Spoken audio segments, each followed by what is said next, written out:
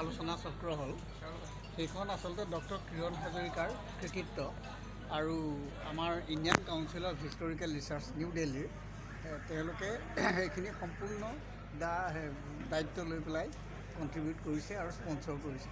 গতিকে টেঙাখাত কলেজ আৰু Indian council of historical research দুয়োটা সংস্থাই আমাৰ কাৰণে অতি ধন্যবাদৰ প্ৰাপ্ত।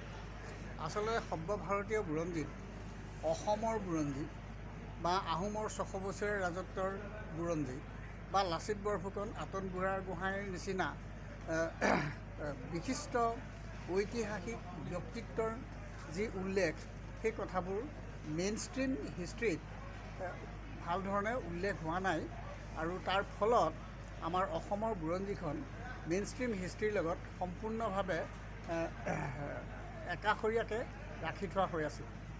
এনেধৰণৰ ছেমিনাৰ বা আলোচনা চক্ৰবিলাকৰ মাধ্যমেদি যেতিয়া আমাৰ আৱিষ্কাৰ নোহোৱা কথাবিলাক লাহে লাহে আৱিষ্কাৰ হ'ব, সেইবিলাক চৰকাৰী নীতি নিৰ্ধাৰণ প্ৰক্ৰিয়াৰ মাধ্যমেৰে মেইন ষ্ট্ৰীম হিষ্ট্ৰী টেক্সটবুকবিলাকত লাহে লাহে সোমাব আৰু সোমোৱাৰ লগে লগে আমি অসমবাসীয়ে বা নৰ্থ ইষ্টৰ আমাৰ সকলো জনসাধাৰণে যিটো একাষৰীয়া হৈ থকা যিটো বুলি ভাবি আছিলোঁ সেইটো লাহেকৈ নোহোৱা হয় সৰ্বভাৰতীয় এটা অৰ্গেনাইজেশ্যন হিচাপে, এটা জাতি হিচাপে, এটা ৰাষ্ট্ৰ হিচাপে আমি নিজেও তাৰ সমান অংশীদাৰ হিচাপে ভাবিবলৈ আমি পাৰিম আৰু ভাল পাম।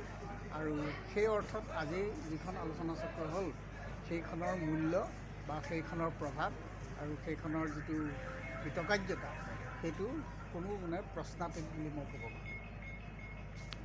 আৰু সঁচাকৈ এইখন আলোচনা চক্ৰত মই নিজে অংশগ্ৰহণ কৰিবলৈ পাই বৰ সৌভাগ্যৱান বুলি ভাবিছোঁ। তাৰ বাবে টেঙাখাত কলেজৰ সমগ্ৰ ছাত্ৰ ছাত্ৰী, অধ্যক্ষ আৰু শিক্ষক শিক্ষয়িত্ৰীসকল, ICHR কৰ্মকৰ্তাসকল সকলোলৈকে মোৰ আন্তৰিক ধন্যবাদ জ্ঞাপন কৰিছোঁ। Thank U.